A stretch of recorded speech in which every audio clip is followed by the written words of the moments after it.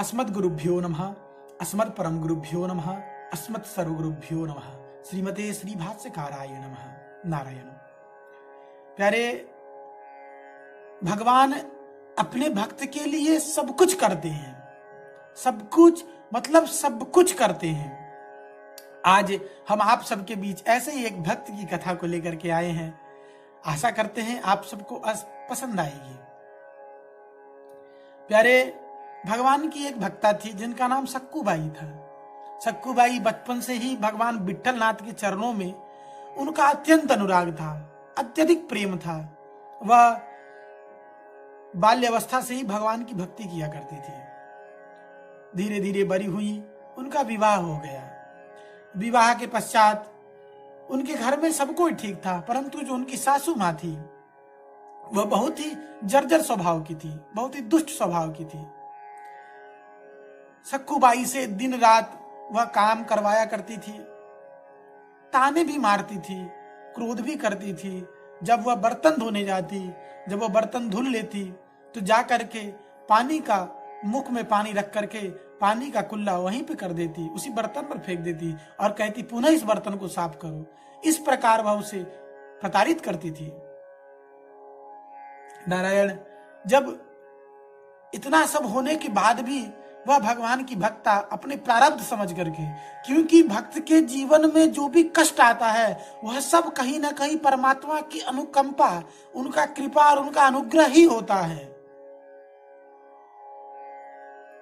भगवान की कृपा ही से ही जीव को दुख मिलता है। दुख में भगवान का भजन अत्यधिक बढ़ जाता है। इसलिए दुख को भी भगवान का अनुग्रह समझो, दुख को दुख मत समझो। दुख से अच्छा कोई साथी हो ही नहीं सकता भगवान के भजन के लिए। कदापि हमारे जीवन में सुख का प्रसंग आवे तो हमसे माला छूट जाएगा। कदापि हम अत्यधिक प्रसन्न हो तो भगवान की माला छूट जाएगी। लेकिन हमारे अंतःकरण अगर दुखी रहेगा, हमारा मन, हम संसार से दुखी रहेंगे, संसार के लोग यदि हमें प्रताड़ित करेंगे तो हमारा मन कहीं ना कहीं राघव में लगेगा। राघव राघव राघव बुलाएंगे, हम पुकारेंगे अपने भगवान को, तो दुख में भजन अत्यधिक बढ़ जाता है। इसलिए बंधुओं, वह अपने प्रारब्ध का समझ करके, क्योंकि हमारे जीवन में जो कुछ भी होता है सब कुछ हमारे कर्म का ही परिणाम होता है।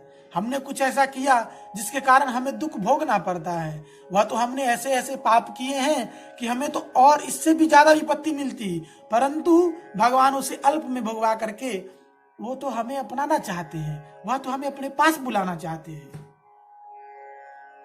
इसलिए तो सक्कूबाई यही सोचती थी कि अरे ये तो हमारा प्रारब्ध है, भगवान का अनुग्रह है, चलो कोई बात नहीं है, जो भी कष्ट मिलेगा सब सह लेंगे। प्रहलाद जितना कष्ट तो हमें नहीं मिल रहा है, हमें तो ध्रुव जी जैसा कष्ट तो नहीं मिल रहा है, हमें तो उनसे ज्यादा अनुकूलता है, फिर भी हम सब भजन नहीं कर पा रहे हैं। प्यारे, तो सक्कूबाई इसी प्रकार से नित्य नियम अपने घर का कार्य किया करती थी। एक दिन क्या हुआ, सक्कूबाई के घर के बाहर से कुछ संतों की टोली जय जय विठ्ठल विठ्ठल विठ्ठला ऐसे करते करते संकीर्तन करते हुए, भगवान विट्ठलनाथ का संकीर्तन करते हुए वह मंडली जा रही थी। सक्कूबाई बर्तन धो रही थी। उसी समय उसके मन में ऐसी इच्छा उत्पन्न हुई कि काश मैं भी इस संकीर्तन में भाग लूं, इस संकीर्तन में जा करके मैं भी भगवान के प्यारे नामों का स्मरण करूं, भगवान के प्यारे नाम के धुन पर मैं थोड़ा नृत्य करूं। ऐसी उस भक्ता के हृदय में जब यह भावना उत्पन्न हुई, भगवान सहसा आह्लादित हो गए। भगवान ने सोचा आज तक इसने हमसे कुछ नहीं मांगा, आज तक इस भक्ता ने एक भी कामना नहीं की, आज प्रथम बार इसने कोई कामना किया है तो इसका पूर्ण करना मेरा धर्म है। प्यारे, भगवान, हम लोगों की तो कामना ही इतनी है कि भगवान परेशान हो जाते हैं, कहते अरे प्रेम प्रेम तो ये लोग करते नहीं हैं, मन में कामनाएं इतनी हैं।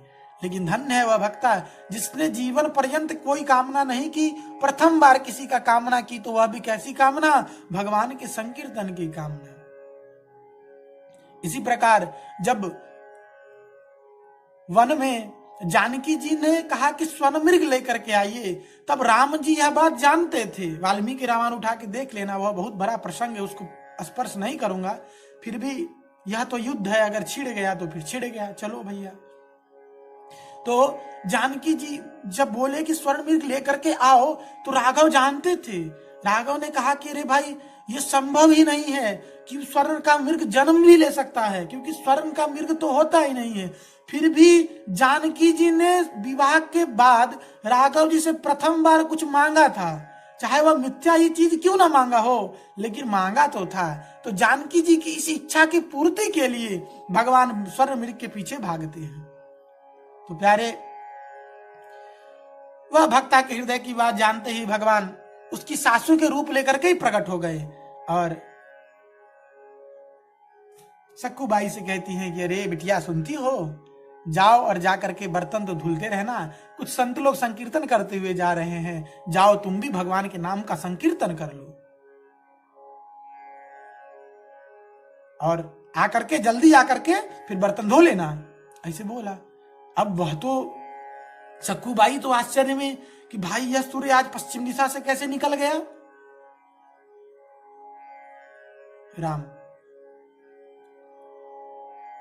तब सक्कूबाई तो प्रसन्न हो गई, कहे कि अरे भैया, क्या पता कहीं सासू माँ का डिसीजन ना कहीं बदल जाए। भागी, एकदम हाथ धो करके फटाक से भागी भगवान की तरफ, संत भगवान की तरफ। संत भगवान की तरफ गई, जाकर के विट्ठल भगवान की मूर्ति के साथ रथ यात्रा निकली हुई थी। उसी रथ यात्रा में भगवान का संकीर्तन हो रहा था, वह भी भगवान का संकीर्तन करने लगी, लेकिन वह तो उसकी सास ने तो आज्ञा दिया नहीं था। उधर सास का रूप लेकर के तो भगवान आए थे। अब उधर वह सक्कूबाई भगवान के कीर्तन में मस्त है। जब मस्त होकर के कुछ 500-600 मीटर आगे जाकर के फिर जब वह वापस लौटी, तो उसके मन में भय हुआ कि अरे, सासू माँ ने तो कह दिया था और मैं भाव में कीर्तन करते बहुत दूर निकल गई थी, फिर भी मैं वापस आ गई, चलो अब जाकर के जल्दी जल्दी गृह के सारे काम निपटा लेंगे। तो जैसे ही दरवाजा बंद था, दरवाजा को जैसे ही ढकढकाया तो उसकी सासू माँ दरवाजा खोली। जैसे ही सासू माँ ने उसका दरवाजा खोला तो उसने देखा कि अरे, सक्कूबाई तो बाहर खड़ी है और एक भीतर सक्कूबाई घर का काम कर रही है, बर्तन साफ कर रही है। अब वो एक बार इधर सक्कूबाई को देखे, फिर दर दहलीज पे खड़ी सक्कूबाई को देखे, भाई देहरी पर भी सक्कूबाई और देहरी के अंदर भी सक्कूबाई। अब तो उसकी सासू माँ का सर चकरा गया। उसने सोचा कि रे भाई, ये सक्कूबाई कौन है जो मेरे घर में काम कर रही है, तब से तो मैं इसको डांटे जा रही हूँ, इसके मुंह पर कुल्ला, इसके जो बर्तन धो रही है इसके बर्तन पर कुल्ला फेंक दे रही हूँ।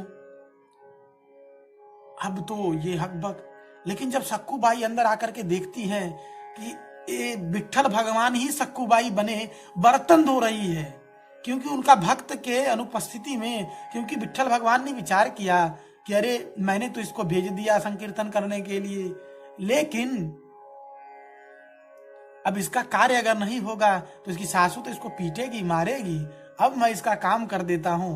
इसलिए भगवान उसका काम करने के लिए वहां पर चले गए और सक्कूबाई का रूप बना करके विट्ठल भगवान बर्तन धो रहे हैं।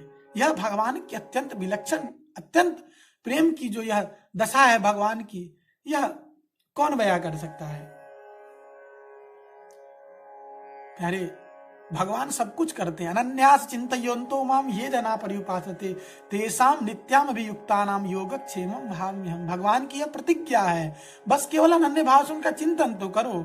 सक्कूबाई देख के विट्ठल भगवान को जब देखी, उनके आंखों में अश्रुपात होने लगे। कहे, ठाकुर, हम आपको इस अवस्था में देख करके हम तो सोच रहे हैं हम गए ही क्यों, आज हमारे कारण आपको यह दशा भोगनी पड़ रही है। विट्ठल भगवान कहें कि नहीं नहीं, मैं तो तुम्हें दर्शन देने के लिए आया हूं और तुम मेरा दर्शन करो।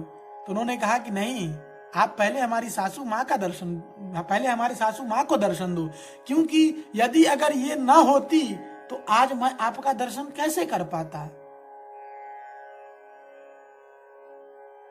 आपके दर्शन के पीछे कहीं ना कहीं हमारी सासू माँ का ही हाथ है,